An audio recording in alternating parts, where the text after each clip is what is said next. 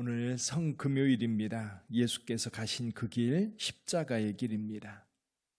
이제 이 땅에 공생애를 시작하시면서 주님은 고난의 길을 시작하셨습니다. 그리고 많은 사람들이 따르기도 하였지만 시간이 지나면서 점점 예수님 곁에 사람들이 떠나고 12 제자 그리고 일부의 여성들만 예수님을 따르게 되었지요. 그리고 겟세마네 동산에서 기도하실 때에 실은 제자들조차도 그 마음을 다 이해하지 못했습니다. 체포되어서 이제 홀로 그 길을 가실 때에 가장 가까이 있었던 제자조차도 예수님을 모른다고 부인할 정도로 철저하게 혼자 그 길을 가셨습니다.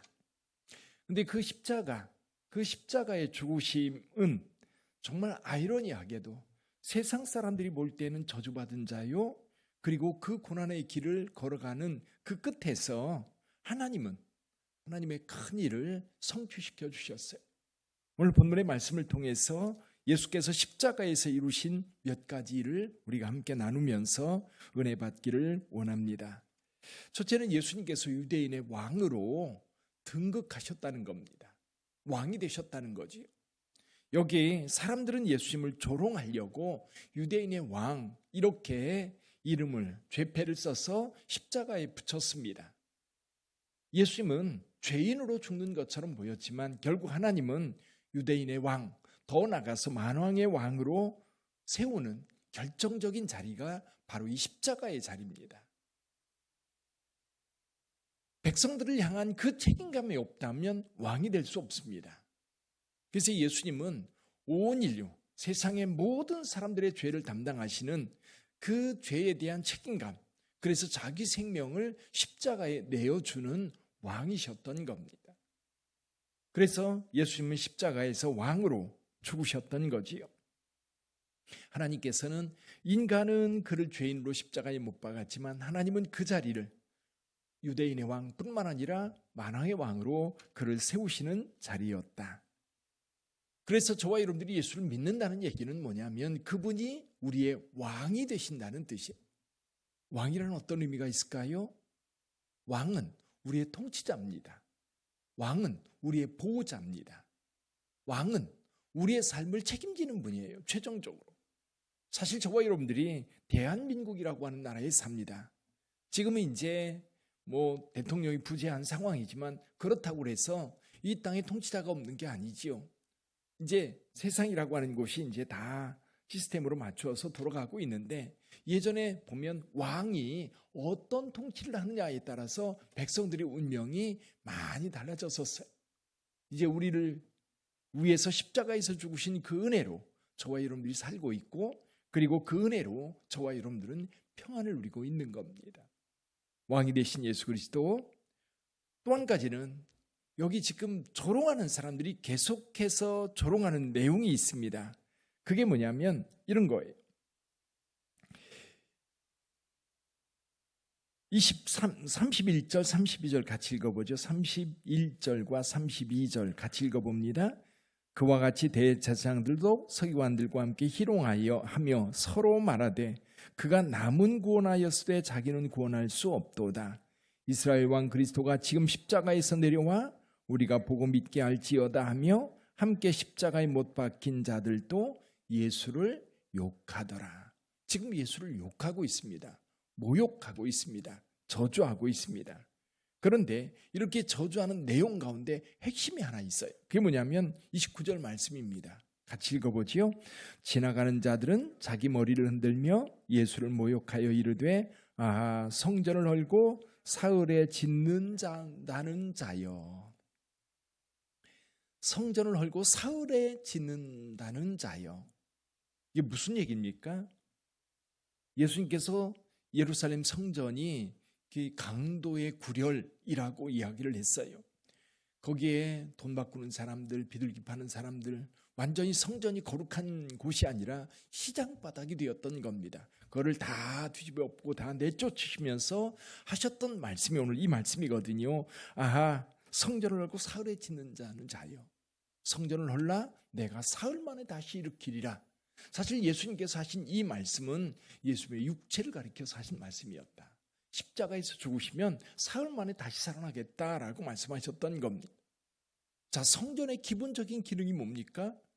성전 아주 가장 기본적인 기능이 뭐냐면 하나님을 만나는 자리예요. 하나님을 만나는 자리. 그럼 하나님을 만날 때 이스라엘 백성들은 어떻게 만납니까? 그냥 오면 됩니까? 그냥 돌릴래 오면 거기 하나님 계시고 하나님 안녕하세요 그렇게 인사할 수 있는 그런 자리입니까? 성전은 하나님을 만나는 자리인데 거기는 반드시 희생 제사가 필요해요. 피 있는 제사. 이스라엘 백성들을 위해서 소가 죽든지 양이 죽든지 염소가 죽든지 비둘기가 죽든지 누군가가 희생돼야만 그 피값으로 하나님 앞에 나아갈 수 있어요. 그 피값을 가지고만 하나님을 만날 수 있어요. 왜? 우리는 죄인이니까. 우리는 죄이니까 죄를 가지고 하나님 앞에 나갈 수 없어서 하나님께서 방법을 가르쳐 주셨어요. 양 잡아서 그 피를 가지고 와라. 그럼 주님께서 받아주시는 거예요. 자, 그 성전 주님께서 허시겠다고 말씀하셨어요. 지금 허시는 성전은 어떤 성전이에요? 예루살렘 성전입니다. 그리고 다시 세우는 성전은 어떤 성전이에요? 예수 그리스도의 몸입니다. 그래서 예수께서 마지막 만찬을 하면서 제자들에게 떡을 나누면서 이는 내 몸이라 말씀하셨고 그리고 잔을 나누면서 이는 내 피라 말씀하셨어요. 이제 예수님께서 십자가에서 살이 찢기고 그리고 피를 흘리심으로 우리의 모든 죄를 담당하셨어요. 이제 예수 피로 나가면 되는 겁니다. 이 성전의 의미를 통해서 우리에게 가르쳐주는 것은 그겁니다. 예수님께서 직접 피를 흘려주심으로 우리의 죄값을 담당해 주셨다. 할렐루야. 우리의 모든 죄값을 담당해 주신 예수 그리스도. 그래서 결국 십자가가 아니었다면 우리는 구원받을 수 없습니다. 죄사함 얻을 수 없습니다.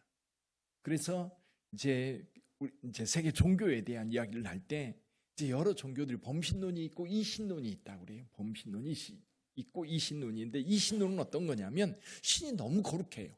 너무 거룩해서 우리 가운데 올 수 없어요. 사람은 신에게 나갈 수 없습니다. 신이 우리에게 올 수도 없고 가까이 갈 수도 없어요. 그래서 멀리 있는 신이에요. 그래서 우리 구원에 관여하지 않습니다. 그냥 신은 이 땅에 살아갈 수 있도록 섭리만 해놓는 거예요. 시계를 만드는 자가 시계가 자동으로 돌아갈 수 있도록 만들어 놓고 시계공하고 우리하고 상관없어요. 시계는 그냥 알아서 돌아가는 겁니다. 거기에는 구원이 이루어지지 않아요. 또 한 가지는 범신론이라고 해서 모두가 신이에요. 특히 힌두교라든지 이런 곳 다 신이에요. 코끼리 신이 있고 뱀신이 있고 산신이 있고 나무신이 있고 다 신이에요. 신하고 같이 사는 거예요. 그럼 같이 사는 자들은 우리를 거기서 건져줄 수 없어요. 그래서 저 위에 계신 하나님께서 우리 가운데 오셔서 그 위에 계신 하나님만이 우리 하나님을 보여줄 수 있어요. 사람만이 사람을 설명할 수 있고 사람에 대해서 이야기할 수 있습니다. 원숭이가 사람에 대해서 사람을 표현할 수 있을까요? 말할 수 있을지는 모르겠지만 그러나 원숭이는 원숭이를 나타낼 뿐이지 사람을 나타낼 수는 없어요.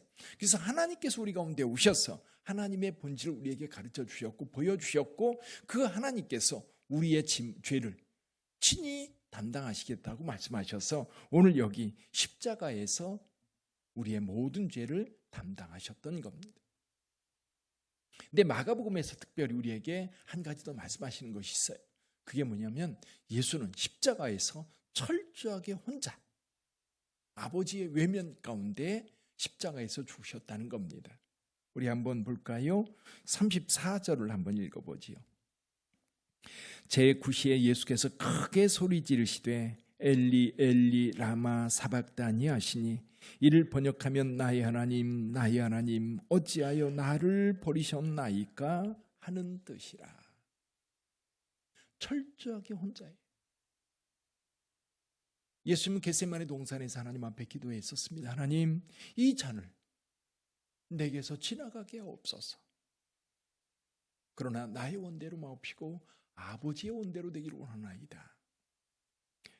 근데 십자가에서 그렇게 고통과 외로움 속에 울부짖고 있는데 하나님은 그 순간 외면하셨다고 해요. 왜? 하나님의 아들이 그것을 감당하지 못하면 인간의 죄의 문제를 해결할 수 없기 때문에. 그래서 성부 하나님께서도 끝까지 그 아들의 고통을 외면하고 그걸 감당하게 하셨던 겁니다. 예수께서 엘리엘리 라마 사박다니 하시면서 십자가에서 고통스러워하실 때, 그리고 나서 운명하십니다. 그리고 나서 숨지십니다. 그때야 우리의 모든 죄가 사해진 거예요.